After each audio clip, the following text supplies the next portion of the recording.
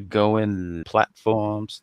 I think we're live, and I'm already singing. Hey guys, Survivor Series just went off the air, and whoa, what a way to end the show. We kind of have an intro, but we're not. Should I hit the intro? I'm going to hit the intro so that way it gives us some time. So we're going to hit this intro. I'm joined with the boys, and we're going to talk some wrestling after this intro. Hey, listening audience, this is Mama Bad Guy. And it's Dijak! Oh, you're lying. He is not a loser, you know He's that. He's a loser. Whoa! And you're listening to the Big Pop Theory podcasting. Is this chicken what I have, or is this fish? Featuring Captain ShaySawyer. I am the captain, he stole my name. And Bad Guy Jeff. My blood pressure had just officially went through. This is the Survivor Series review show. You know, last time I did a review show, I was joined by the boys. So I think I'm going to call this the review show with the boys. So, boys, Jean Baptiste and JD, what's going on, gentlemen? What's going on? What's going on? Survivor Series just went off the air. They were in Chicago Allstate Arena. I think it's Rosemount, Illinois. I hope I got that all correct. They were in Chicago. Chicago was pretty. I want to say the crowd was pretty hot tonight. What do you guys think about that? We were talking a little bit before we went on the air. JD, you was mentioning how the crowd seemed pretty lively. What did you guys think about the crowd? And we'll break into some stuff. But what did you guys think about the crowd tonight? You would have thought you was at an ECW show the way they was going on about it with the freaking weapons from the Survivor Series War Games matches. It's like they just want to tape you. You would have thought Devon was in the building tonight. JD, it's funny you say ECW because I got those ECW vibes. I felt like it was almost like a house show. The way how they were just going crazy after every match, and when at the end they got extra loud. So I feel like it was a great wrestling town, unlike Saudi Arabia. But we won't get into that. Yeah, we're going to get into it. I mean, I thought that the show was really good. They had 5 matches. I'm not going to do this any justice. I made sure to be a little bit more prepared about this review show. But, you know, what was the main attraction of this show, guys? CM Punk returning. No. Match-wise. Match-wise had to be the men's Survivor Series War Games. Well, not Survivor, but I'm sorry. I don't think we're going to do it justice. If you guys don't mind, I have someone who can say this thing very well. Sir, do you mind doing it for me? War Games! Oh, well, yeah, you know what? Absolutely correct. That was beautiful. Yes, I wanted to be more prepared. This event was all about War Games. It seemed like they have since scrapped the Survivor Series match. Do you guys miss that match? The classic 5-on-5? Mm-hmm. You know, a couple of weeks ago, it looked like they were headed in that direction, but I guess they scrapped it for War Games only. And War Games seems to be a pretty interesting match enough to be replacing the 5v5 classic elimination style. I mean, depends what kind of storyline we're going with. Depends what kind of storyline we're going with. I feel like some storylines and some things might unfold might be better for War Games, and some might be better for the classic 5-on-5 traditional elimination match. But like this match, or these matches in particular, I think was good for War Games. But we'll see what happens next year. I don't think that they should just replace it altogether. I think if they did it, they got to be a balance. So like because I think 2 War Games and then what's it called, a Survivor match might be overkill. But I guess if they could find a balance, because I do like the Survivor match. I mean, that was something we kind of wanted to do, review some of them old school Survivor matches. Matter of fact, I was watching back some time ago. I forget how long ago it was. It was just really this spot. But the 2016, I think me and you both talked about this, JD, but the Survivor Series 2016 match, Raw versus SmackDown. And I thought it was a really, really fun match. A lot of people complained about how long it was, but I loved that match because it was stories between the teams, brand versus brand, but the teams were having problems because, storylines on whatever their brand was. And it does make me go like, yeah, I wouldn't mind for that to be back. All right. So while we break down, I'm sorry, I took some notes here. I'm going to make sure I got all my little notes. Oh, my goodness. I feel like I'm all over the place. So, all right, boom. The very first match on this card here, I just want to make sure I got the graphic up here. We're going to make sure we use graphics because visuals are everything. We had this match kicking off. We had the women's war game match. We have Bianca Bliss, I almost said Sasha Banks, forgive me, Charlotte Flair, Becky Lynch, and Shotzi Blackheart going against Damage Control, right, because all of them in Damage Control, Io Sky, Bayley, who deserved better. I do want to throw that out there, Asuka, and Kairi Sane. This match, it was so much to go into. I took a lot of notes from the moves and everything, but we'll be here all night doing this.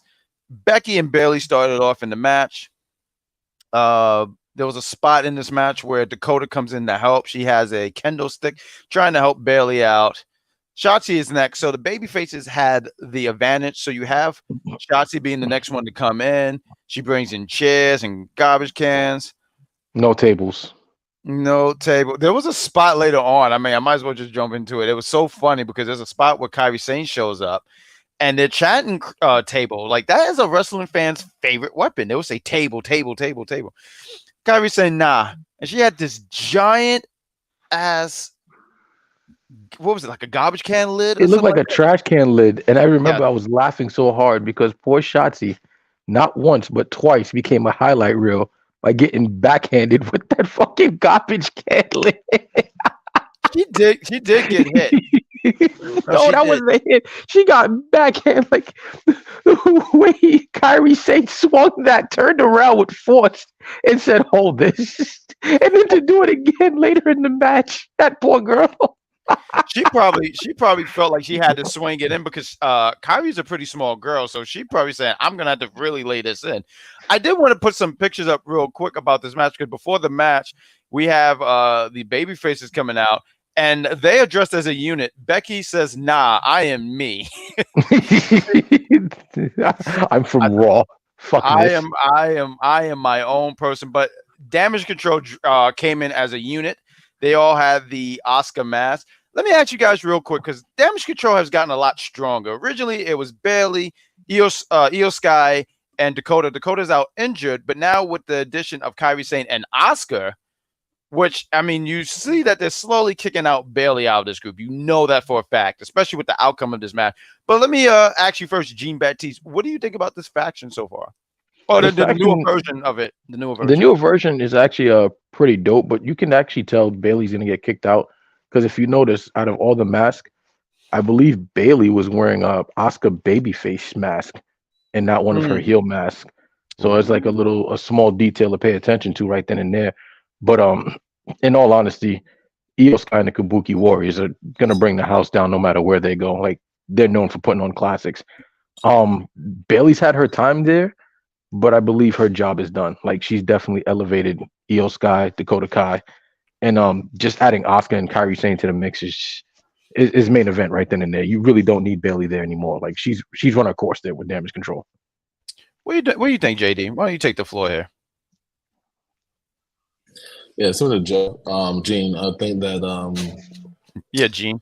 Yeah, I think that Bayley's time is obviously up. I do think that Bayley did the assignment, like she did what she was supposed to do, brought them stronger, more presence, more awareness, put the names back on the map.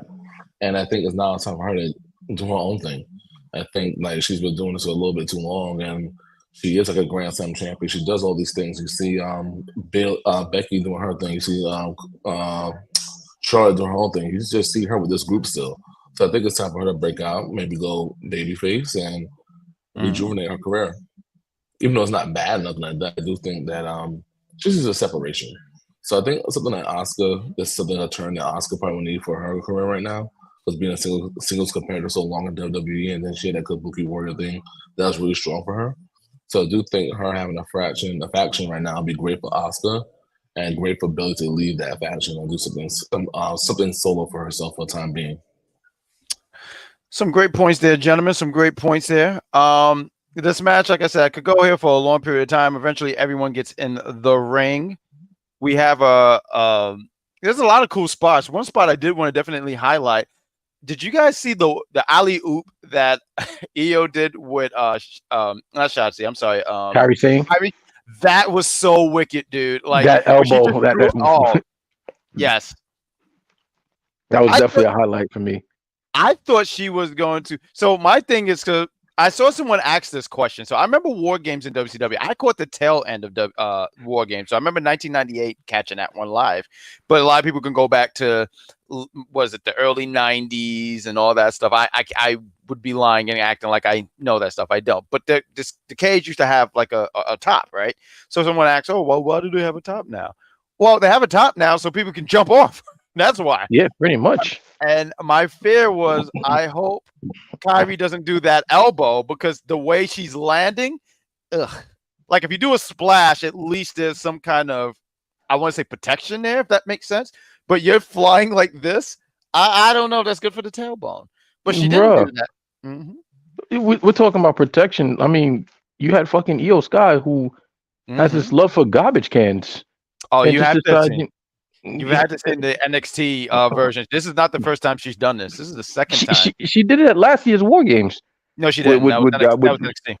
That was NXT. She did that? I could have sworn she did that last year with War Games with garbage cans. No, it was NXT. I remember that one. I remember reviewing that one. No, that's the thing. That's when she did it, everyone was like, oh, she did it again. It was almost like such a callback. I forget if it was, I feel like it was 2020 that she did that. And I remember that spot. It's almost kind of iconic when she did it the first time. You're like, whoa, because it's like a blind trust. There we go. There's a blind trust because you're putting the can on and you're jumping. Like, you really have to trust the people underneath there. So she's brave as hell. Let me just get to some of these spots. Bianca, she had 2 braids. She was whipping ass with it. I didn't realize she had 2 braids until I was on Twitter and someone mentioned it. So shout out to Twitter, because they will pay attention to those little details. Was a giant trash can. There's a spot eventually the baby faces are overwhelmed, but the baby faces make a comeback. But a lot of people say this was the highlight of the match right here. Let's just pick this picture. So you have Charlotte and Becky. They've had some rivalry. There's a lot of stuff, you hear a lot of stuff from the backstage stuff with them. So seeing them on the same team is kind of surreal. But we get this picture right here. We get the embrace right there. 2 former enemies embracing each other. So you got Charlotte and Becky teaming up again. There's a spot where in the match where one has Asuka in the figure 8, the other in the arm bar. But just to get to finish up the match, because there's so much into this match, Bayley eats a spear from Charlotte, saving Kairi Sane. She saves Kairi Sane, and then she gets everything. Matter of fact, me and JD, it's a running joke that we have where back in the day when we would watch a Big Show match, or if it was like an elimination match for Big Show would probably, what would it be, JD? Like a stunner, rock bottom, pedigree, I'll power driver somehow. Someone will lift him up for a power driver. Yeah, I had the Big Show or Kane would get all the finishes. I remember Kane in the Elimination Chamber. He got a little bit of everything, and then time to go. So yes. So Bayley got everything. She got Shotzi hit like some move. I forget what it is. It's like a Santon or something like that. No, I thought it was that stupid bulldog move.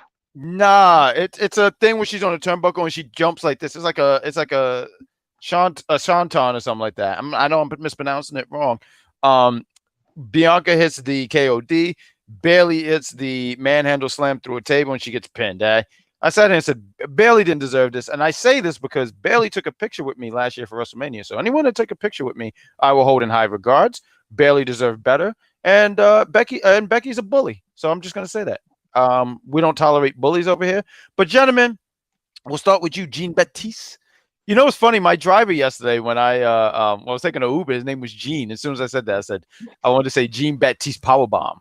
But but why don't you take the floor first? Why don't you give your thoughts about this match? Anything you wanted to include that I didn't include about this match, and then JD, please take the floor. No, it's definitely a good match. Shout out to Shotzi because she definitely showed out. I liked watching her performance. It was really cool to see. Pretty solid women's War Games match.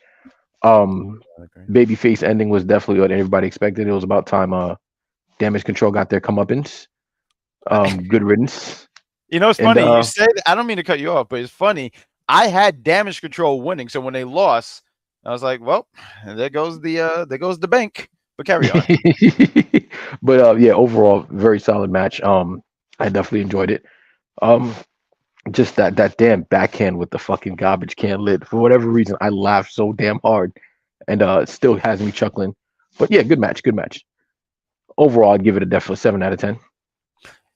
JD, the more I would say more sane because I feel like we're both out of our minds. But JD is he's like the coach here. He's keeping it together here.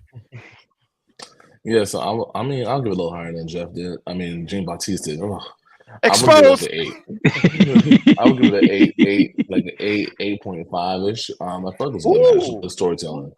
I do feel like there was a lot of good storytelling in the match, even from the beginning, like you talk about the mask. And then one thing that I noticed in the entrance when they all came out with the mask, Billy snatched her mask and went to the side so fast versus everybody else that was still walking around with the mask. So it was just a little spots on like they call the Easter eggs in the show that just really showed that okay, this is about to be the end for the Bailey over here in this team. But like overall, it's a good match. Back and forth, moves, the excitement, the thrill, the fans are into it. So that's why I have to give it an 8.5 because I felt like there was moments where there was mini lows, but it wasn't a low for too long. So it was a match that you did have to watch pretty much every moment of it. Yeah, and honestly, I think this was the right way to start the show. And honestly, when you see this match and the women are going up first, I know if I'm one of the men and the males war game match, I'm like, damn, how are we going to top that? Because these women really had their working boots on, and I feel like everyone was very. I think everyone played their parts very well. I did a prediction show for a few places, right? And talking about this, I remember just thinking, I said, Io wins, she gets the pin, and I said Shotzi takes the pin. But I was wrong. It was Bailey who took the pin, and by Becky. And yeah, we have the baby faces. Look at that picture up there. The baby faces are they're standing tall. You got Charlotte, we have Bianca, we have Shotzi, and Becky. So I guess my next question, just before we go into the next, I forgot. I'm trying to remember this. Why was Asuka out for so long again? Like, what the hell happened to her?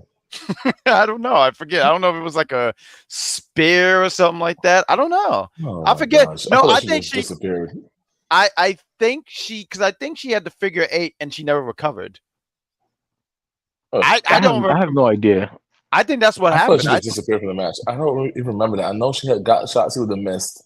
And after that, I don't remember seeing Asuka after that. Oh, like, yeah, that's right. The fire extinguisher. Yeah. After the fire extinguisher, she never got back up. Yeah, that's what happened. Because I just looked at my notes. Right, she shot the mist, and she missed, and that's when Bianca shot her with the fire extinguisher. Good job. Like poisonous fire extinguisher filled with acid or something, because unbelievable. Because Asuka never got back up. So let me ask you, gentlemen, this. So we're all in agreement that Bailey's being kicked out. When is it the time? When do you think they pull the trigger on her being kicked out of Damage Control? Before the end of the month. They should do it like on SmackDown, a la Shawn Michaels. You know how Shawn Michaels could have Big Show? And, NWO? Yes. NWO, yes. He bombed down, says, oh, no, not Big Show, Booker T. Booker T? But he got Booker T, like, he was like showing him all this stuff, and then I was thinking to myself, you're the problem. Yeah. Well, something like that. It's interesting too because we're talking about this trio right now, right? Io, Kyrie, and Asuka, which is honestly just sound like a deadly combination here, right?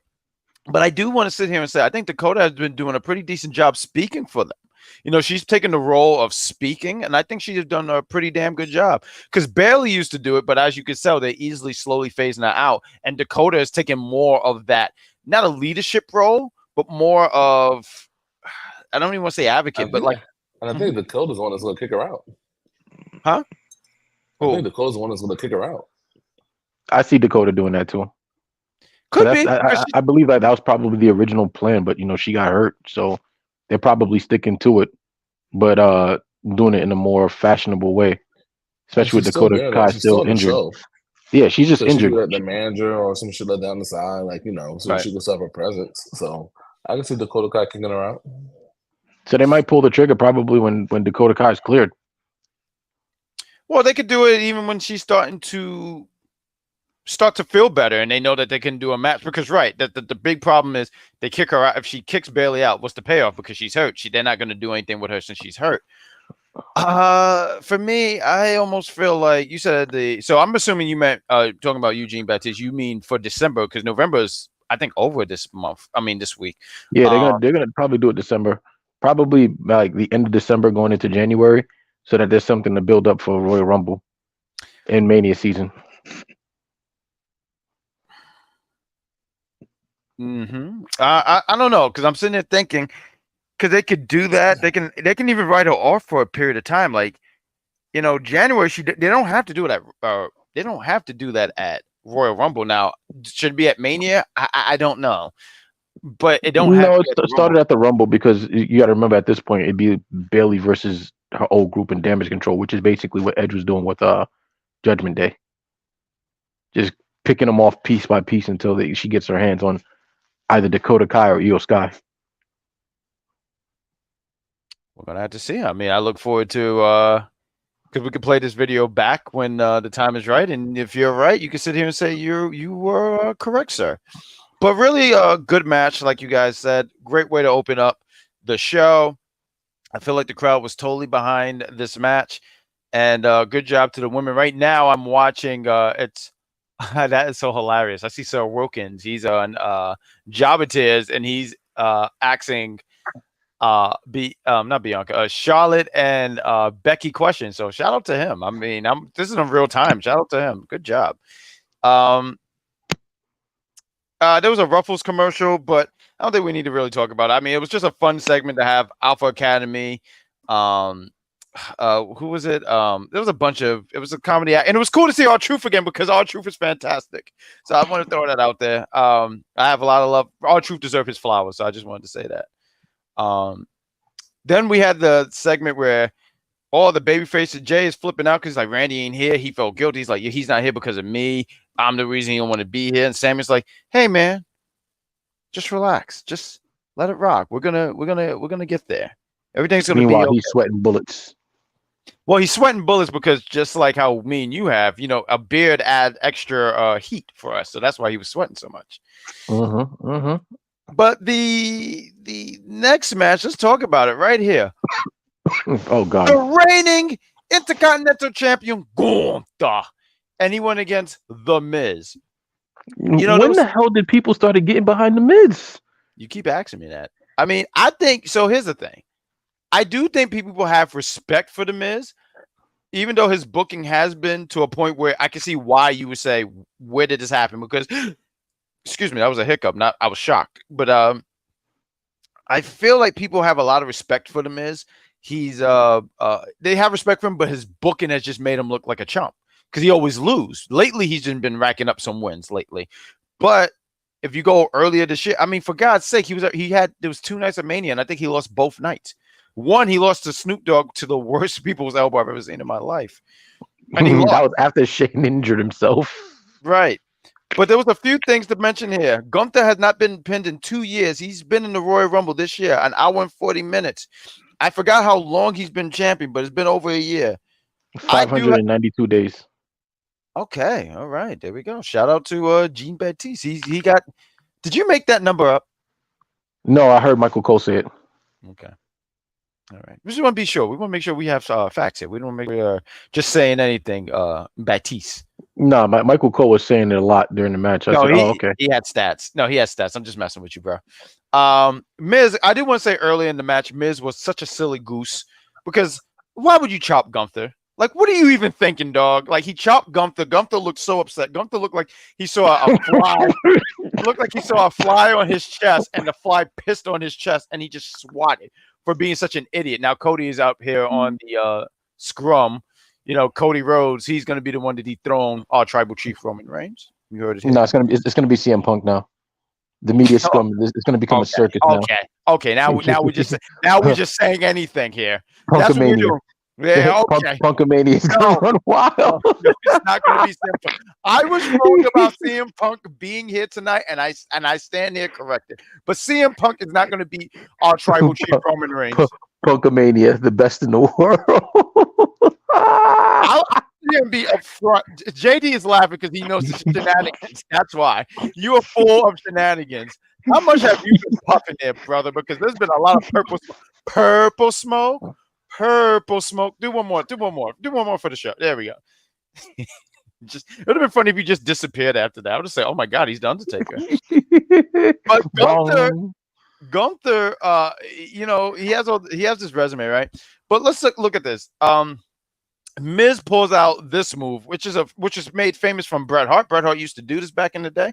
So when Michael Cole said Miz is a big Bret Hart fan, I said, Miz have taste. I immediately started cheering for the Miz after that because I that's all it takes. We don't like Bret Hart slander, right, JD? We don't like no Bret Hart slander. There we go. I don't know about you, Jean Baptiste. You're a traitor. You seem like more of a Shawn Michaels fan, so I don't know. I like Shawn Michaels. Okay. Yeah, he's a good guy. I give him hell on the podcast a lot of time. I sit here and say, listen here, Michaels. But Miz is getting his ass kicked for a good portion of the match, but then he started making a comeback. And then he started doing Miz behavior, right? So he starts to make this comeback. He there's a spot later in the match. Yep. There's a spot in the match. Tell your lady I said hi. Everybody says hi. In the back. Okay. But Miz is making a comeback. There's a spot where the ring pad comes off, and because I think Gunther tries to grab Miz. Miz is hanging on to it. The pad comes off, and with the pad coming off, the referee's distracted by this. Miz hits 2 low blows and hit a skull-crushing finale. And the crowd's getting behind it because people thought the Miz stood a chance here. One of the things I do appreciate, and I think it's important that I mention this because Gunther right now holds the record for being the longest reigning Intercontinental champion. But the person who holds the most championships is Chris Jericho. There's a spot in the match where Gunther, he does a splash. Matter of fact, real quick before we get to it, Gunther hits a powerbomb, but Miz kicks out. Later on, Gunther eventually gets him on the ground. It's a splash, and then he hits a Boston Crab. And I saw the Boston Crab. I said, okay, cool, whatever. But then he turns into a lion tamer.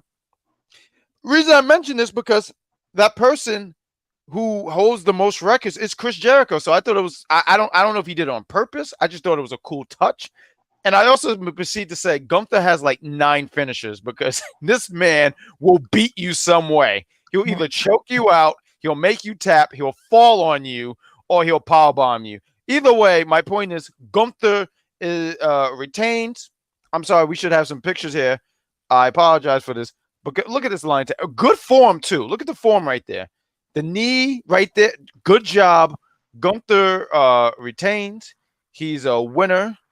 I don't think anyone expected the Miz to beat Gunther, but I thought Miz did a great job getting the crowd behind him. Because I feel like this match was so predictable. And what do you do to try to get the crowd? You have to find a way to get that crowd behind you. And I thought Miz did a really good job on that. So, JD, why don't you take the floor? And then Jean Baptiste, what did you think about this match? No, the match was truly terrible. I think that, like you said, they had some moments where Miz doing Miz things kind of started off kind of slow. It just wasn't a flow, I felt like. But then it got like a little bit into a wrestling match. Like kicking out the power bomb, exposing the turnbuckle. That referee, I mean, he's a horrible actor. He saw the first little blow, turned around so damn slow, and then he's fumbling the armbar. But needless to say, other than that, like it was like at one point I did think that he was gonna win. That roll up pin, a la Bret Hart, where he had it right there. I was like, oh, look at this. I was like, he might just pull this off because I feel like when it comes down to the Intercontinental belts. Mm-hmm. That is like Miz's like specialty. Like when it comes down to the WWE Championship belt or tag team belts, it's like, okay, we got it. But I think he truly tries to do his best performance when it comes down to that belt. Like he really gives it his all. Now when it comes down to like going against somebody like Gunther, like for my Smash Brother fans, he reminds me of like the Master Hand. He has all these damn moves, and you're trying to avoid them, and then he's gonna get you. So he's gonna get you and get you off the stage. So. I think Miz all in all, for all this, all the slack he gets and all the backlash, like he really put in a good effort. And I do think like, it was a solid match. Like, probably like a 6.5, 7. But for the Miz, not too bad. I was really impressed by him today. And real quick before we go on, I was gonna say good job. Check him out. He said Jean Baptiste. You are leading, my guy. But hold on, real quick before you take the floor, Jean Baptiste. I just want to dig a little bit more with you. I want the people to know you a little bit more. Have you been a fan of Miz's work? Like, how do you feel about the Miz? No, I really wasn't a fan of him. Even though he was doing Eminem back in the day, and when he won the WWE Championship, but I was never really a fan of him. I just felt like he was just a mid-tier person, just getting elevated. But I do have respect for him. I do see his accomplishments, and I think maybe it was 2 years ago we were doing like blind resumes, and then when I looked up his resume, I'm like, wow, this guy held these belts for this many times, and you just don't realize it. So he has a career on a piece of paper that's well respected. I don't think that people really recognize what he's doing because we just don't care for him. When I look at the wrestling fans, I never met a wrestling fan that says, "Yep, I'm a fan of the Miz." Like, period. Like, there's always going to be people going back and forth with the John Cena's and even mid-tier people. I just never met a Miz fan. Well, let me ask you gentlemen this real quick, and then Jean Baptiste, please take the floor. Do you consider Miz a Hall of Famer? Yeah, first ballot. Yeah, I don't know about first ballot, but I do think he's a Hall of Famer. Two-time Grand Slam champion. Mike skills on par with the likes of Rock and CM Punk and Chris Jericho. No, he's actually. I think he's actually because I don't think Rock is a Grand Slam champion, but I would have to look that up. I'm just not sure, but maybe I'm saying Mike skills would be on par with people such as the Rock, Punk, and Chris Jericho. Mike skills definitely. And being a two-time Grand Slam champion, yeah, definitely first ballot Hall of Famer. What do you think about that, JD? No, I agree. He's a Hall of Famer. I mean, it's just one of those careers where you just don't see. He just keeps piling up wins and championships. Where like by the time this is over, like what? So I mean, something like the Canes in the world are going into the Hall of Fame with such little accolades. Like the Miz should definitely be in there. Fair enough. Jean Baptiste, please take the floor. What did you think about this Intercontinental Championship match between Gunther and The Miz? There was definitely a story being told, but one thing I did enjoy when it came to The Miz was that even though he was the baby face of the match, he was pulling out heel tactics to win. So he was kind of just on the teeter lines of baby face and heel with the way he was wrestling. The low blows, the submission on the freaking ring post. It was kind of cool to see. I think my only gripe with this matchup was like, even if you don't give Miz the win, I would kind of rather him do like an Austin finish where he was just knocked out from the Lion Tamer and not tapping the way he did. I think that would have been a better way to end it. But all in all, solid. I give it about a 7.5, close to an 8 for that matchup. Gentlemen, I do want to give you guys credit because you guys are coming in with the ratings. I'm saying, yeah, I enjoyed the match, and you guys, 8.5. You guys are very professional. You guys are definitely the sport analysts of the team. So awesome stuff.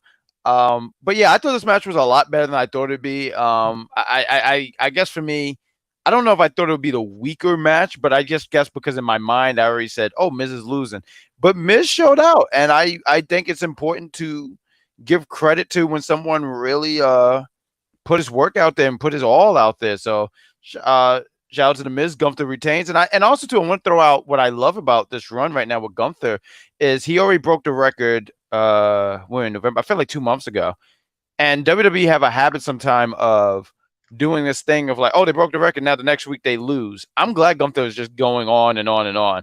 I'm surprised because I know he won't be able to do any international shows for the next couple of months. So part of me thought they were going to put the belt on Miz due to that reason alone.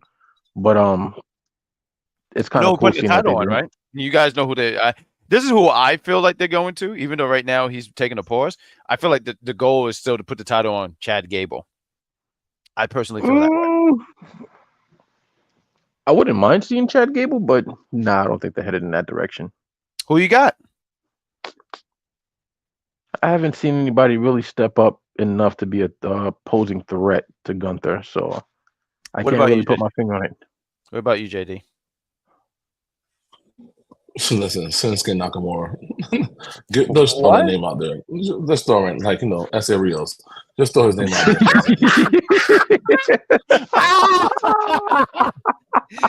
You said so. Hold up, wait. I wanna dig into this story. So, what is the story? Because that's what Rio's been out of WWE for over 20 years. So, what happens? He just said, I want to have one more run in WWE, and he picked a fight with Gunther. Listen. Yeah, I mean, we listen. All right, so if he wants one more run, listen, he's not beating Seth Rollins, right? It's over. He's not beating Roman Reigns. It's not happening. He's not going for a tag team belt, and he's not going to beat the U.S. champion. Oh, you talking about Gunther? No, what's guy Shinsuke Nakamura. So okay. if I'm WWE, I'm thinking, what can I do with this talent? And I'm not really utilizing this talent as much. He was a former champion. Was it U.S. or Intercontinental? I think he was both. A former champion. Both. Yeah. Yeah. So I think that he could definitely do it. We'll see. But that's my name I'm throwing out there. Shinsuke Nakamura. Okay. No, I thought it was SRV. So I was really going for that one. That's real. You remember that episode of SmackDown and Kurt Angle said SRV's hit him with his red and yellow car or something like that. Meanwhile, the limousine was black. I said, okay, Kurt Angle, you're an idiot. But shout out to Kurt Angle. Those are some funny times. I mean, we were in 6th grade when that happened. Some really, really good stuff, man. What happened to Batiste? Okay, it's fantastic. It's me and you, bud. Me and you. I know we know Batiste will be coming back. Let's carry on the show until he comes back. The next match that we have, matter of fact, I guess is a segment because everyone's happy about Randy Orton not showing up. Look at these guys right here, the Judgment Day. I don't think I've ever really got to pick your brain on this stuff. Are you a fan of the Judgment Day, JD? I mean, you literally have the initials. Yeah, I mean, the Judgment Day is not it's not too bad. I felt like where they're starting off to where they are now. I mean, it's pretty good for where they are. I do think that something needs to happen to spice it up a little bit. I don't know. Adding that guy, I don't know if that's enough for me, but JD McDonough? I mean, they're fine. Yeah, they're just cruising right now. I don't feel nothing too spectacular about them and nothing too bad about them. It's like whatever, they're there. Okay. I think Damian Priest has run his course with this place. He needs to go now.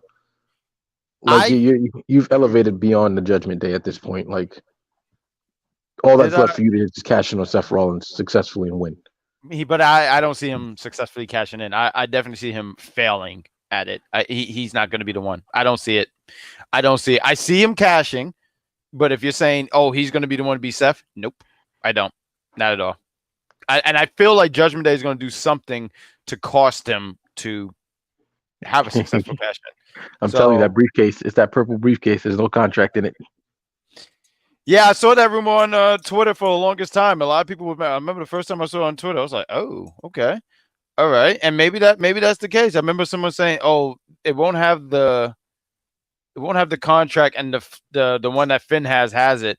And I said, well, that don't make sense because like Finn didn't win the Money in the Bank, but wrestling, they've always found some kind of loophole and stuff like that. I just don't think that would make too much sense. Just like how last week AEW had a pay-per-view Full Gear, and they told MJF, who had a broken ankle, you can't compete.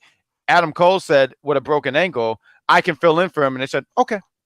So my point, wrestling. Okay. Tony Khan booking. Next match, we have these two going at it. We have Dragon Lee going against the second greatest luchador of all time, because we all know it's Juventud Guerrero. I will say it every chance I get. Juventud Guerrero is the greatest. As Santos Escarbar took out that fraudulent Rey Mysterio out for the great Juventud Guerrero, and I appreciate that. Santos Escarbar, I am a big fan of his work. Santos Escarbar said some real stuff here. Let me tell you what he said. Santos said, don't meet your heroes, which I don't agree to because I met Bret Hart and he was very nice. He said he met Rey Mysterio and he wanted to bring that LWO in. Rey Mysterio took over because Rey Mysterio is selfish. So, yeah. I appreciate everything Santos did. He broke his leg and he said, I hope you don't come back. And I said, great. Now he said, I hope you have an affection. I said, well, that's kind of dark there, Santos, but yeah, I'm with it because I support my real people.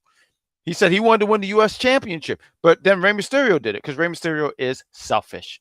So I'm saying all this to say is screw you, Rey Mysterio. Santos Escarbar is the way. He's. Let's go for it. We have Dragon Lee. I wish Dragon Lee really just minds his business, but no, he wants to stand up for the great fraudulent Rey Mysterio. Look at him dressed as Blue Batman. Not a fan. I'm not gonna lie. I thought that was Sin Cara at one point. I looked. I just said, "Yo, why is Sin Cara in this match?" What's probably I'm so glad you just exposed yourself. You are terrible. We have Santos Escarbar beating the hell out of Dragon Lee. I do want to say real quick because I don't have a lot of spots here, but this spot right here where this guy's very tickled. I can't do it. What's wrong with you? Keep it together, Gene Baptiste. But look at this super kick right here. I got to give it up to one Dragon Lee standing up. Dragon Lee who stood up for the fraudulent Rey Mysterio. He ate this super kick really good. Like I really thought he sold it really well. Super kick is kind of one of my least favorite moves in wrestling because it's just been so bastardized. Everyone has a super kick. Just the other day when I asked my mother, does she need help for Thanksgiving? She hit me with a super kick. My point is everyone has a super kick. But he sold this super kick like hell. I thought these guys really went out there and put on a really good showing. And there was a spot in the match. Let me just bring this down. I'm sorry, my mouse is acting up here. There's a spot in this match where Dragon Lee goes for a power bomb. He can't get him, but then he brings him all the way up, talking about Santos. Hits the move. Santos kicks out. And later in the match, he hits what they called it was something like the border destroyer. Yeah, thank you so much because I didn't remember that. I remember it was just a long name and it just could have been just called a destroyer, but whatever. I get it. They wanted to add the difference from the Canadian destroyer and all these stuff, and then he hits him with the Phantom driver, pins him. I honestly think this was the right move to go because Santos just turned heel. I think it would have. Wrestling fans use the word bury so much, and it's annoying. It's annoying. I said, when did you become a Pokemon? It's like that annoying when people say, bury. No, I don't think he would have been buried. I think it would have affected this turn because I think he should come off. And especially, too, when you think about Santos Escarbar, I don't know how much of you guys have been watching SmackDown. I've watched clips because sometimes I'm out on Fridays. Santos has been beating the hell out of everyone. He beat the hell out of Rey Mysterio, beat the hell out of the two guys that used to be with him, and he beat the hell out of Carlito. So I'm just saying, this guy should just be kicking everyone's. Thank you. He should just be kicking everyone's ass going forward. So Santos winning was. Thank you. It was the right choice. Gene Baptiste, you seem you're very informative right here. I feel I can sense that you have something really important to say. So please take the floor. Not at all. It was a solid matchup. I enjoyed it. Definitely a solid 8. Good action. Okay. Yeah, it was a solid 8. Good. It was definitely good action. The story was being told here of Dragon Lee inserting his nose into business that didn't belong to him. Thank you for that. You just want to sit there and take up for this backstabbing Rey Mysterio. Dom was right. Dom was right. Everybody wants to sit there and act like Dom's the bad guy. No, Dom was right. He's trying to warn us all. We've gotten this warning from years. Batista tried to warn us. No one listened. Eddie Guerrero turned for a reason. God rest his soul. Thank you. No, you're not. JD got something to say. When JD's lips go, he was like, yeah, you know what? That fraudulent Rey Mysterio. Eddie Guerrero, Dave Batista. Just recently, Santos Escarbar. And it was like literally a lineup of people. And I said, look, this was never. I promise you this. Let me ask you guys this. Have you seen this happen to Juventud Guerrero? Nope. There we go. Greatest luchador of all time. JD, please take the floor. Yeah, it was a solid match. I would say that honestly didn't know who the hell Dragon Lee was. I thought it was a person that just got from the crowd, like Santino Marella. Like, who is this? But let me stop. I thought it was Sin Cara. Yeah, I mean,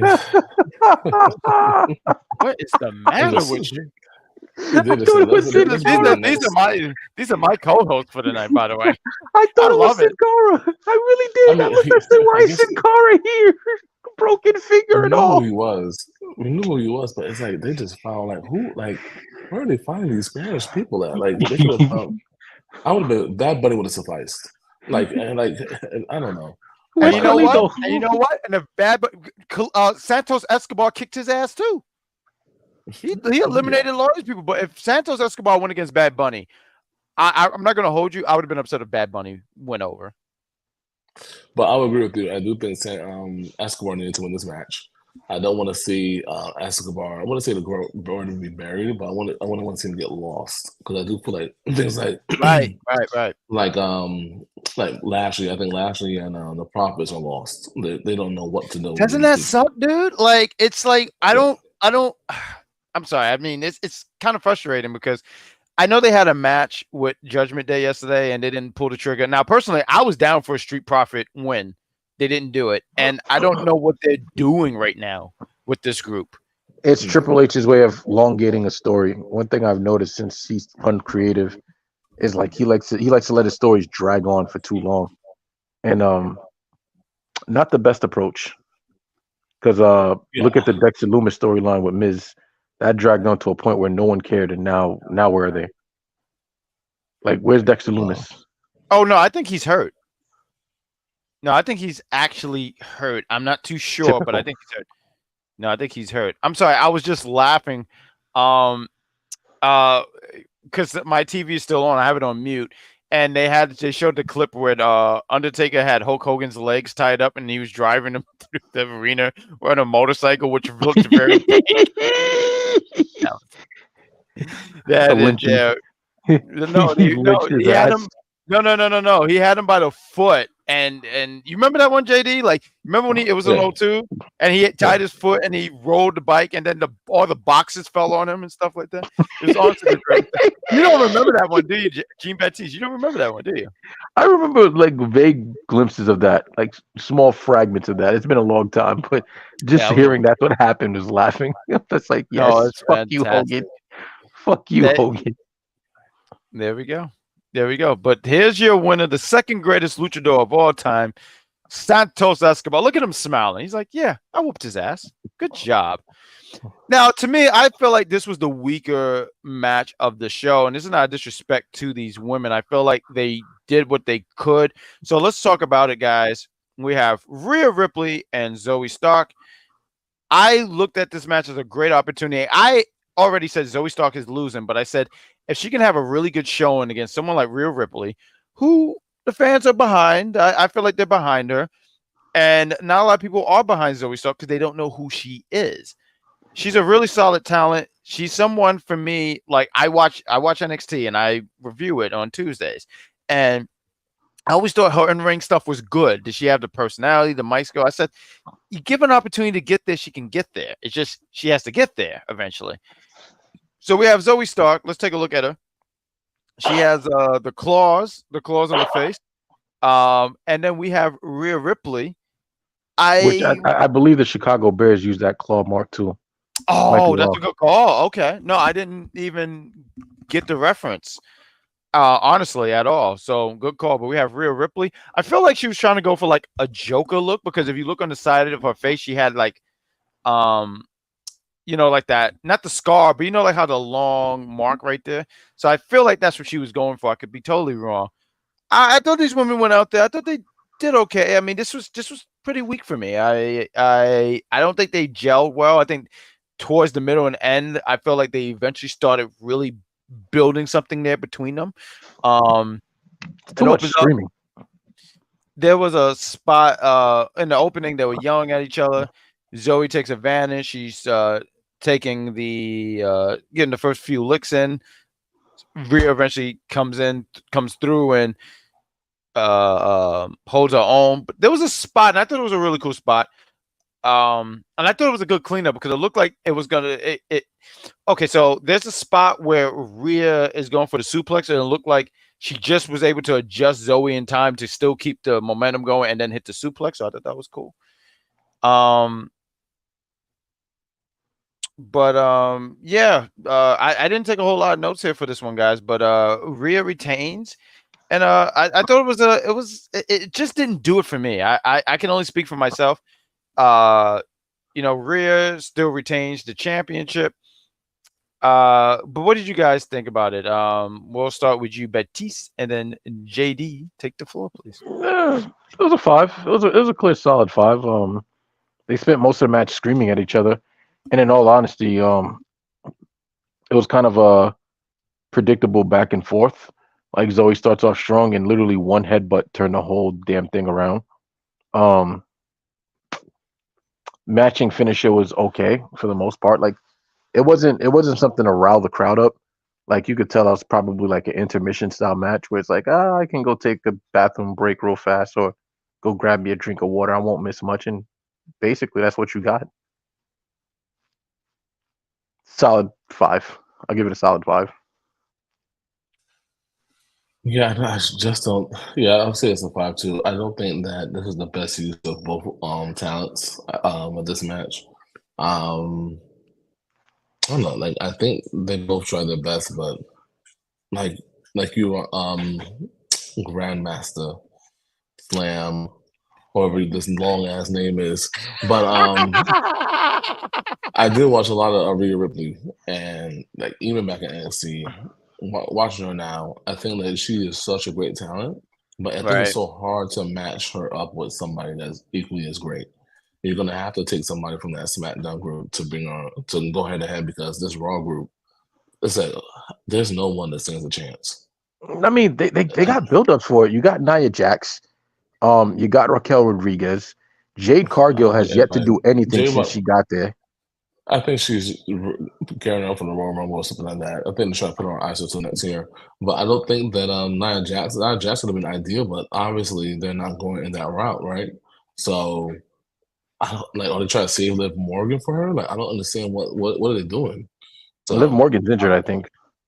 Yeah, that's it. They're trying to wait for her to come back to challenge her. Like I don't know what the end goal is. You know, who a lot of people are saying that they're trying to eventually get to that point. So I'm hearing like online and stuff like this, and I'm interested in having this conversation with you gentlemen about it. But a lot of people feel like they're saving Rhea for Mania for Becky. No, that you don't want that, or no, you don't see that. No, I don't want that. No. I don't want that. How many big matches? How many times Becky's gonna be in she's coming like Charlotte? I'm sick of seeing her. Like she could just chill out for a little bit. Yeah, like I prefer Bianca Belair. Definitely. What's going on, Joe? Definitely Bianca Belair. Not Becky. Fuck that. So here's some rumors. I mean, obviously these are rumors and no one knows for sure. So you said Bianca Belair, right? Let's look at Bianca Belair's record at Mania, right? Beat Sasha. She beat Becky at Mania. She didn't beat her at Mania, but she beat Bayley. Who's the one horsewoman she hasn't beat? Oh, it would be Becky. Charlotte. Yep, absolutely right. Charlotte. So some people are thinking that's going to be a thing where it's going to be Bianca against Charlotte. Now, I would hope if they go that route, you put Bianca over. Because I just think Charlotte is so established. I don't think she needs to beat Bianca. That's but it's Charlotte Flair. But Charlotte has been, look, I just think that's such an easy thing to say. And then not talk about how she lost this year at Mania to Rhea and put her over clean. And guess what that does? Just sets her up to tie her daddy's record and then beat it. What do you think, JD? Listen, I'm on a whole nother wavelength for this we're fast forward to WrestleMania already. But like if you're talking about WrestleMania, like I have a thought. Like let's hear it. I think Sasha Banks comes back in the Royal Rumble. She wins the Royal Rumble. And then she beats Io Sky for the championship at the WrestleMania.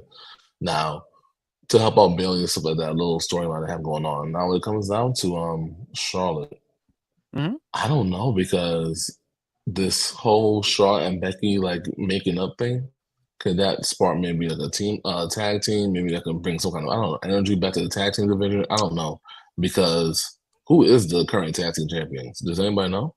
Yeah, it's Chelsea Green and Piper Niven. And what are they doing? And Piper Niven only got it because what's her name is out. Sonya Deville. Sonya Deville's out. Sonya Deville's out with injury. Yeah. So and here's what are they doing? Nothing. Singles matches. Here's the big problem with that. Now, granted, I hear what you're saying when you said Becky and Charlotte. But I sit here and go, Becky's Raw and Charlotte is SmackDown. You would forget it because Becky was in this match, right? That's why you would go, and it makes you go because it's funny. You was talking about I feel like you was talking That's about not the the only reason why. Because if you look at it, Cody Rhodes showed up on SmackDown. What the fuck was he doing there? There was no storyline. No. But he was talking about these guys being tag team thing. But I do know what you're talking about. That one you're talking about what a week or two ago. Yeah, like LA Knight. Yeah. People are showing up on each other's brands. That shit don't mean nothing. Like brand split to me is just a joke.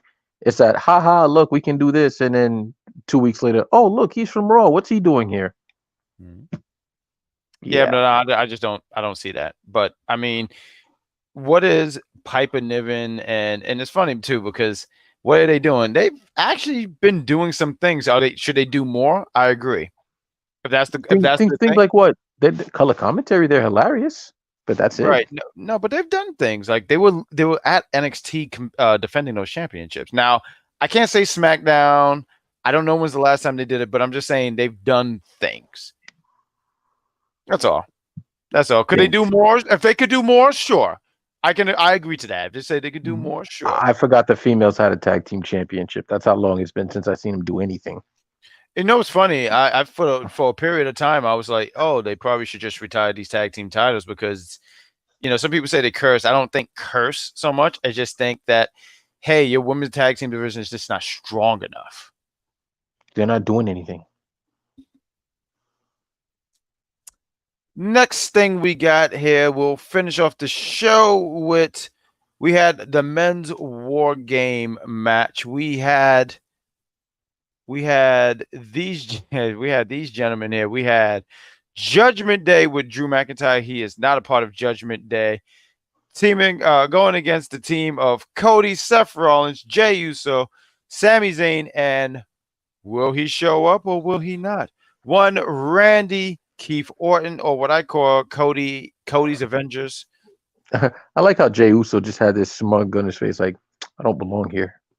Like everybody has this stupid smile on his face. He's like, does he? I don't even belong here. Like everybody got this smirk or smile. Here's Jey Uso. I don't belong here, man.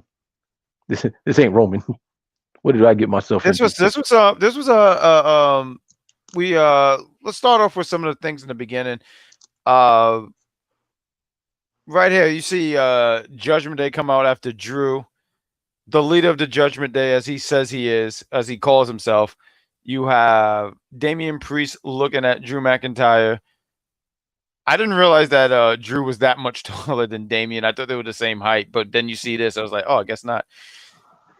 Here's a visual right here for you guys. When the babyface, anytime I watch Seth Rollins, I immediately says, what is this man wearing? Clown. Yeah, I wouldn't even say, I wouldn't even go as clown. You know what? His gimmick is hilarious. I think some people are tired of his gimmick, but I've had a good time with the gimmick. I looked at all the stuff that he has done, from the Authority to what was that one thing he was? He was like the father. I don't know what it was. It was like the Messiah. Yeah, I didn't like any of those things. I never liked those things. Matter of fact, I'll give it credit. When he had that Intercontinental run, I kind of digged it.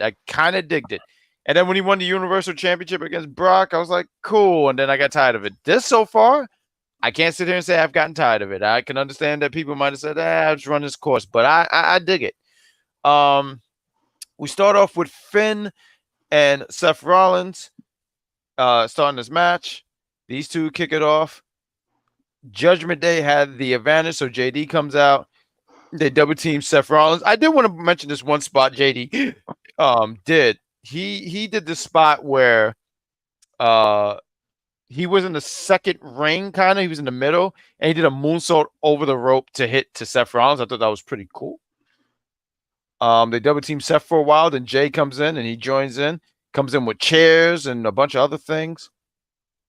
Followed by Damian. Let's just go in order. Damian comes out, Sammy, then Drew. And it's funny because when Damian, I feel like I got this wrong. Okay, so when Jay came out, Drew was ready to go out there. He was like, okay, I'm going to go out next. And Damian said, no, that's not the plan. The plan changed. I got this. Just chill. Drew didn't like that because Drew was already in his head like, yo, I'm not part of the Judgment Day. You can't tell me what to do. And I'm much taller than you at that. But he listens. He follows orders. So after Damian, Sammy comes out. I think he brings in some weapons too. Then Drew comes out, and Drew is just beating the hell out of everybody. Drew was the Terminator in this match. He comes out. All he really wanted to do is get his hands on Jay. Sammy gets in his way. He beats him up. There's a spot. I think I don't know if it's between him or Seth, but I feel like it's Sammy that he throws, and he does that belly to belly thing. Outstanding stuff. Then do like this reverse Alabama slam. Sammy onto Seth, and then he makes all eye contact to Jay because all he wanted to do is beat up Jay. That's his main goal. He's like, the only reason he wanted to agree to this match is because he knew he was going to be in a match with and a cage match at that with one Jay Uso. I don't know who Jey Uso is. I apologize. But then Cody comes out, and then it's mentioned that his father has created War Games. Talking about the late, great Dusty Rhodes. He created War Games all the many years ago. I think they even said he was undefeated. And then even mentioned Cody has some history here in this building. He did some stuff here. That was an AEW reference. I thought that it's funny because WWE have lately been mentioning other brands and stuff like, hey, this happened. Like there was a Ole Ole Ole chant, and it was like, oh, El Generico. It's funny hearing Michael Cole say that. If it was underneath a regime before that, that wouldn't have been the thing. They would have said, huh, what's wrong with these people? That's just how WWE was. Dom is the last one to come out. And then eventually the heels are just dominating the baby faces here. There's a spot here where Drew and Damian, they have Sammy, Cody, and I believe Seth. It was Seth. Okay, thank you. And they do a triple choke slam. And I said, Randy, where are you? Randy, you are so needed right now. The baby faces are getting their ass kicked. There's a spot where JD, he does a moonsault off the turnbuckle. Finn does the coup de grace. And Dom does his late father's maneuver, Eddie Guerrero, the frog splash. Thank you for that. He does the frog splash. And immediately I'm like, yo, and it's funny because I was like, yo, where is Randy? Like, these guys are getting their ass kicked. And it's like, right, until all 5 men are in the match, that's when War Games really kick in. So you don't hear, you hear the countdown. It goes 5, 4, 3, 2, 1. And everyone's looking at the back and waiting for Randy. We see no Randy. But you know who we do see? Rhea Ripley in that damn cash in. She has the Money in the Bank briefcase. Seth Rollins went through a table. I forgot what happened with what made him go through the table, but he goes through the table. That's when Rhea comes out with the Money in the Bank. And I laugh at the refs all the time. JD, you was mentioning earlier how the referee, I think in the Intercontinental match, was a buffoon. But the referees are kind of buffoons because you hand them the Money in the briefcase, and here's them.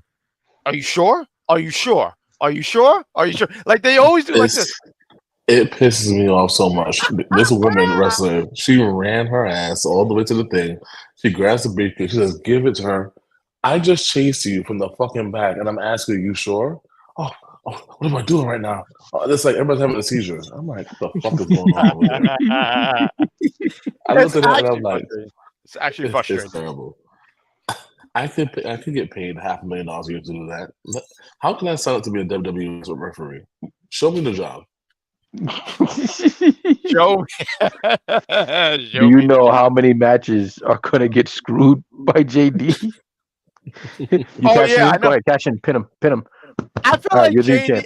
I feel like JD would actually be a very smart ref though, because what I see in my head is, you know how earlier you said the ref saw when the Miz did the low blow. I can see JD like, are you serious? ring the bell. Ring the damn bell. Because that is hilarious. Like I can see JD would do like, are you for real? So like, nah, I think he would be the smartest ref.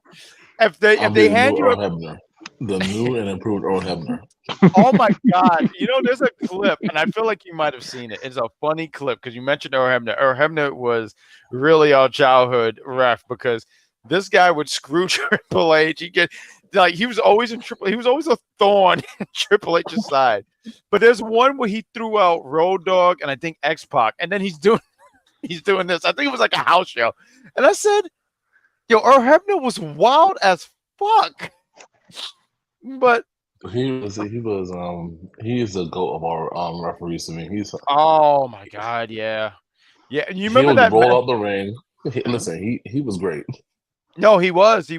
Now I hold a grudge against him because one, in 1997 he screwed Bret Hart, but he did make it up in the 2000s. And listen, I'm a Bret Hart fan. You guys know that I hold stuff to heart if something bad happened to Bret Hart. But he was great in the 2000s. You remember that tag match? Do you remember who it was? Let me ask you, JD, because we used to watch SmackDown a lot together, right? But The Rock and Hebner against who? Do you remember? I feel like it was Triple H and somebody else. I just don't remember who. The Rock and Earl. Watch, it's gonna hit him after the stream, and he's gonna be like, "Yo, bro, it was this." Like, it'll hit him. It'll hit him. But Rhea comes out. She has the Money in the Bank, and this referee that JD will call a buffoon. Randy comes out, and Randy is back, and Randy looked good, man. Randy been out for jacked. Randy looked good for his age. He's got to be, like 42, 43. I know he's in his 40s, but he looks really damn good for his age. Motherfucker had a 16-pack. What the fuck? Like, Randy jacked. Randy was always in good shape. Randy, that's 42? Like 42, 43, I want to say. He's in his 40s. And he looks like that? What the fuck is my problem, man? There we go. We're gonna put that on a shirt somewhere. What the fuck is my problem, man? But yeah, no, Randy comes out and he looks good. He helps, he cleans up house, he does some of his vintage Orton moves. You know, Orton always had such a beautiful power slam, guys. Like when he does it, I mean, Randy always been so crisp in the ring. You know, he's older, he's not the same. So when I say older and all that stuff, this is not a knock on Randy, but Randy, I've always thought had probably one of the best drop kicks in the game. You know, younger Randy Orton, if you look at drop kicks, really solid. I thought honestly, I kind of would go with AJ because I think AJ has a really good one, but Randy got some stink on that when he would jump up. Matter of fact, I will sit here and go. And I think JD would appreciate this because we used to always laugh at Bob Holly. What was our favorite theme from Bob Holly? Come on, JD, give it to us. Come on, give it to me. What was it? How do you like me now? Now. Yes. It was Earl Hebner and The Rock versus DX. Which members though? Do you remember? It was Triple H and probably X-Pac. X-Pac and Road Dogg. That sounds about right. Yeah, I was gonna say because Triple H couldn't be bothered. No, he was there. Triple H, X-Pac and Road Dogg because Billy Gunn was out by that time. Right, he was injured at that time. Right. Yeah. Because this is 2000, and I remember Triple H had a freaking grip on that WWF Championship once upon a time. So when The Rock won, it was cool, but it was almost like Triple H said, "Yeah, enjoy it for now," because Triple H always got it back. Okay, so yeah, Randy, you know, he does his vintage stuff. There's a really cool spot later in the match where all the babyfaces do the Randy Orton drape DDT. I know you appreciate that one, Jean Baptiste, because that was a move that you would kind of utilize in when we did backyard wrestling. You know, you kind of you like that move, the draping DDT. Some really good stuff here. And let's just get into it. There's a spot where Randy confronts Jay, and it looked like he's gonna hit the RKO on him. And Jay looks at him, and then Randy points to him. He said, "You're the reason why I was out. It was your fault." But here's Jay Uso. Hey man, I'm sorry about that. It wasn't even like that, man. You don't try to cop a plea now. You getting that ass whoop, boy. But he saves Randy. He super kicks someone who tries to run into him. Look like JD McDonough. Okay, thank you. JD gets a super kick. The babyfaces eventually, the tide changes. The babyfaces takes over. who was it? It was oh god, I'm sorry, I'm blanking. Damian Priest, because all the baby faces eventually just got taken out. I saw Finn, he was taken out with the Cody Cutter. I think JD ate a super RKO from off the top. Oh my god, can we talk about that? I'm glad that you mentioned that. Randy still got it. Randy was even like, bring it, bring it. When you see him fall and Randy, let me ask you guys real quick here. I know this is on the spot stuff where it's midnight here, 12:30, 12:23 to be exact. What is the best RKO in your opinion? We'll start with you, JD, and then Jean Baptiste. Please take the floor. I know you have to think about that.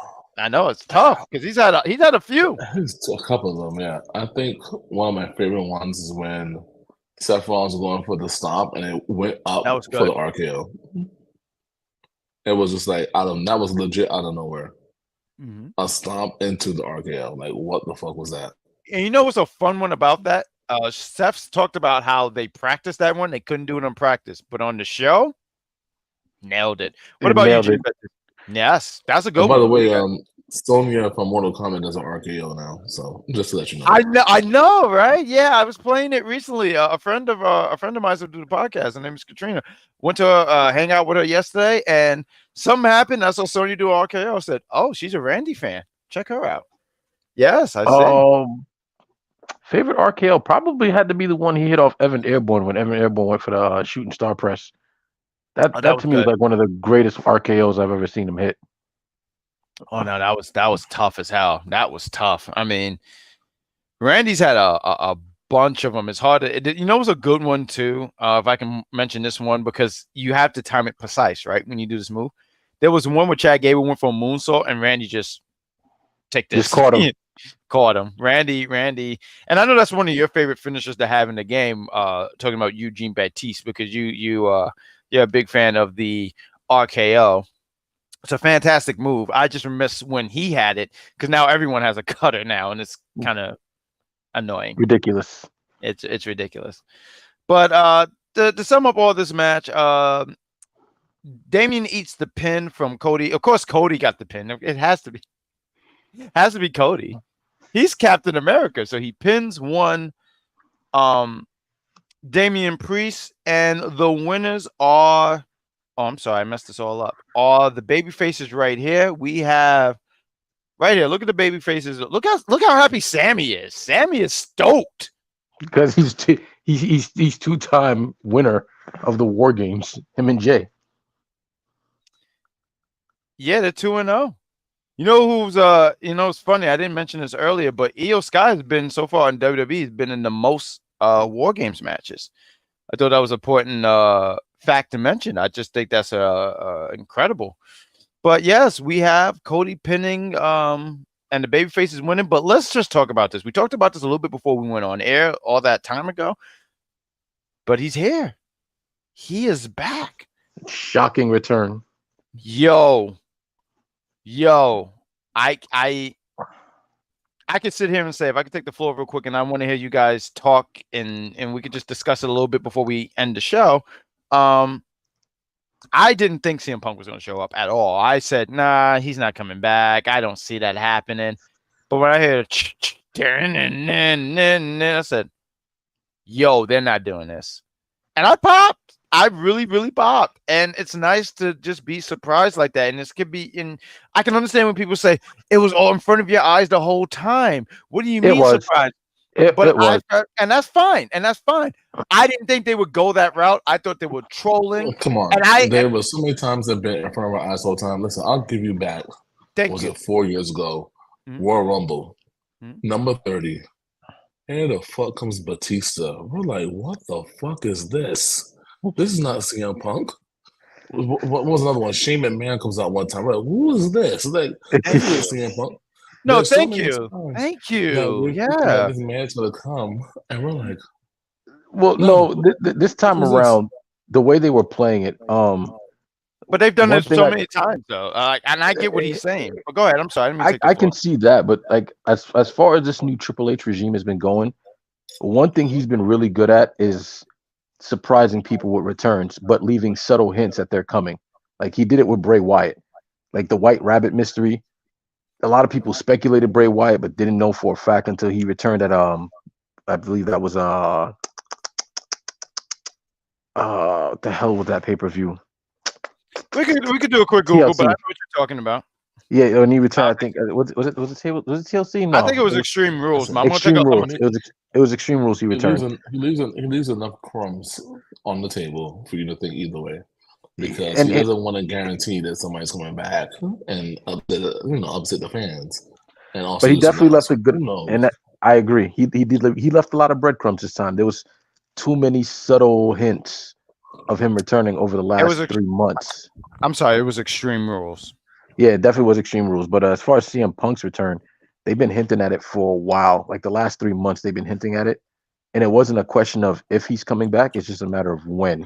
And I guess Chicago was the best time.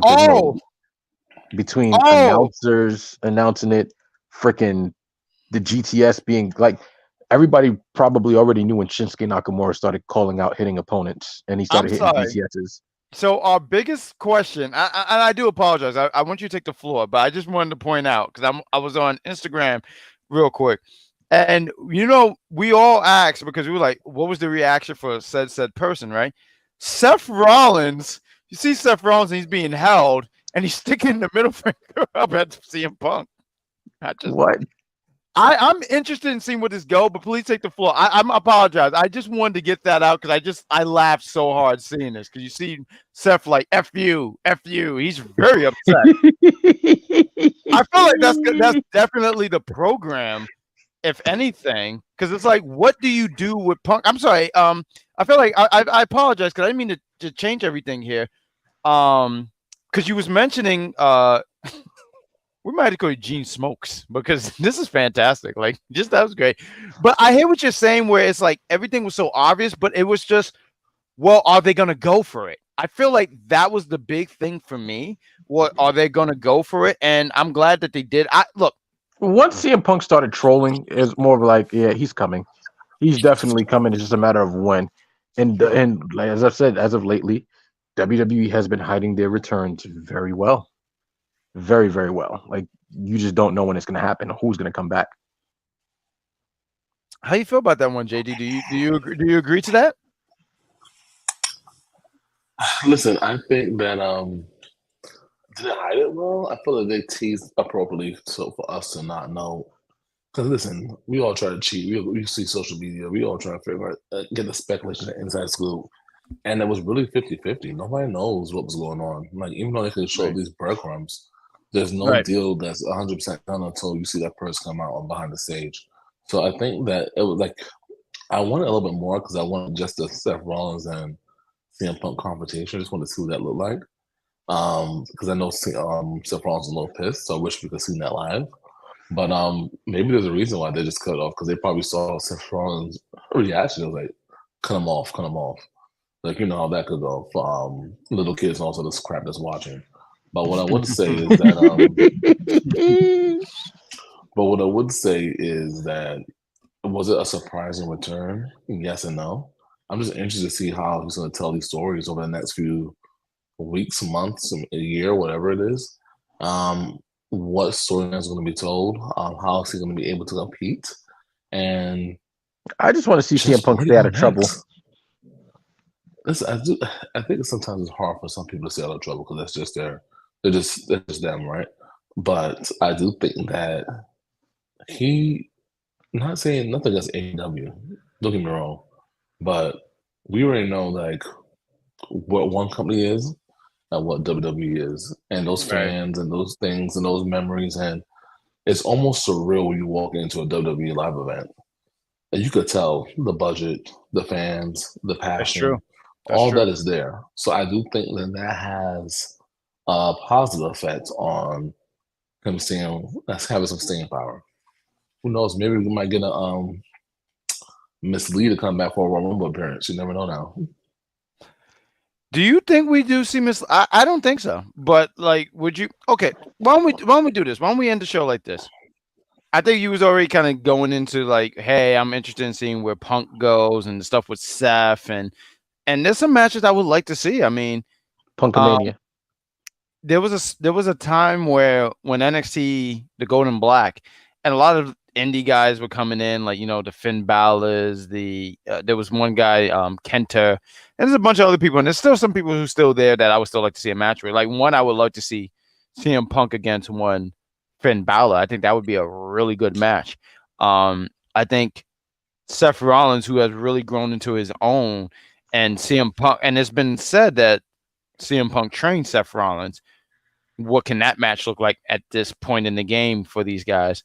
So there's stuff that I'm intrigued by and where we can go. But I'm interested in hearing what you guys think. Like, what is some direction that you would like to see CM Punk do? CM Punk overthrows Roman Reigns. Okay, someone with some whose brain cells are still there, because what are we talking about? What are we talking about there? Now you're just saying anything. I'm not gonna lie. We might have to call you the real JD because you have that Judgment Day light going on.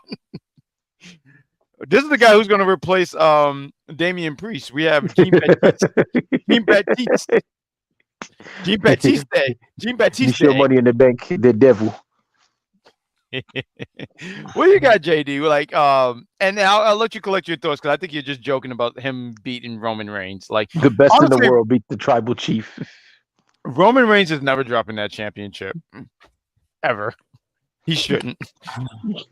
He's gonna beat Bob Backlund's record. I think he actually surpassed that. Believe it or not. Didn't Bob Backlund have that belt for 10 years? No, he didn't. No, because the longest WWE champion of all time is Bruno Sammartino. I forget what it was because someone even just mentioned. I'm sorry, JD, but someone just even mentioned because they were talking about Hogan's record, and they were like, "What about Bob Backlund?" Because they're like, "Yo, yeah, I really forgot Bob Backlund." But JD, take the floor. I'm sorry. I just think it's funny. The direction for CM Punk would be what would be something you'd be interested in? Punkamania. Yeah, I'm interested to see CM Punk beat like Seth Rollins because Seth Rollins is talking so much shit. I feel like Seth Rollins. The thing is with him, it's like he's that guy that's like the protector, like the guy that's like he's like Trump. No Mexicans will cross the border, but they come in and they keep kicking ass.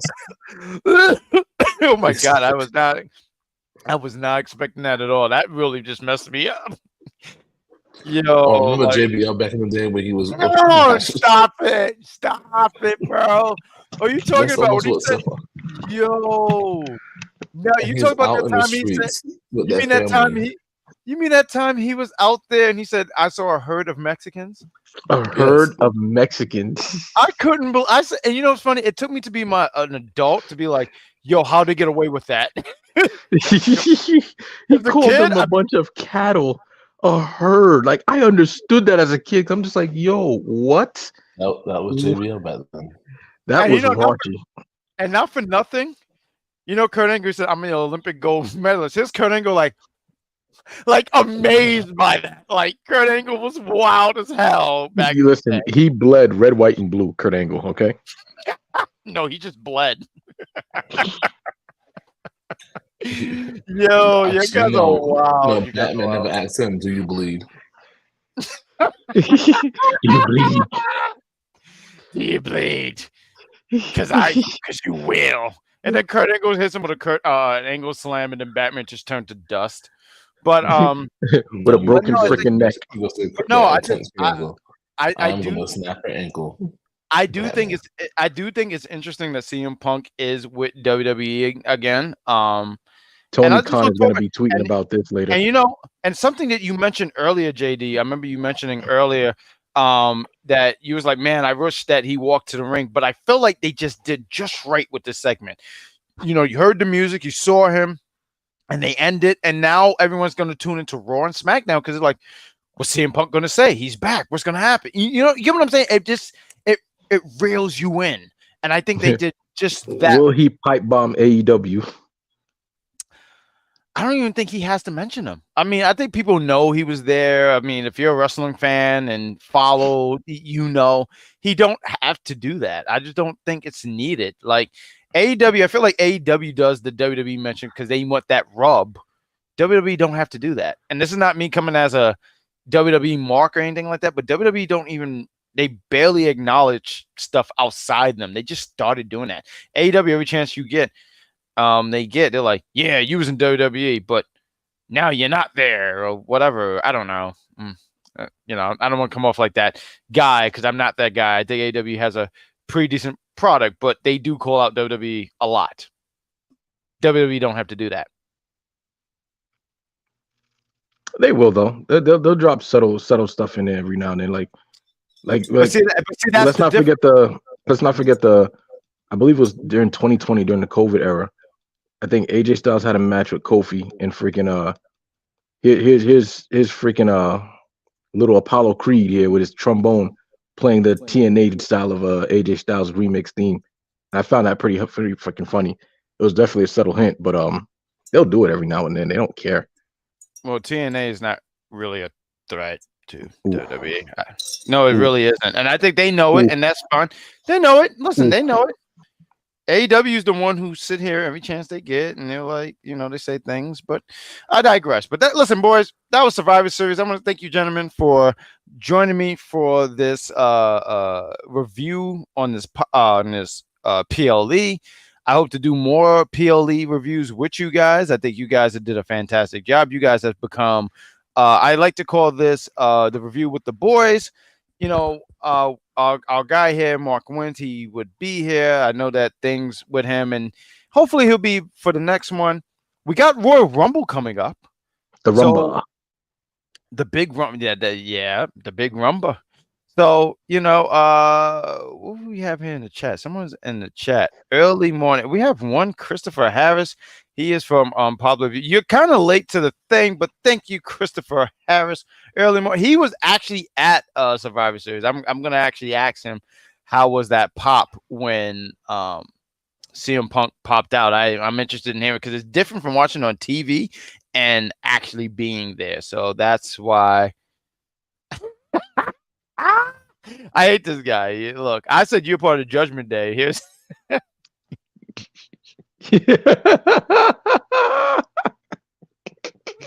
you know, shout out to him. He one day and he said unbelievable pop. I gotta pick his brain a little bit about it. It's funny, he watched our show when we did Crown Drew, and he was saying everyone made good points but me. So that's very offensive. So he's fired. Yeah, no, he's fired. He don't even work for Pop, but he's fired. Oh,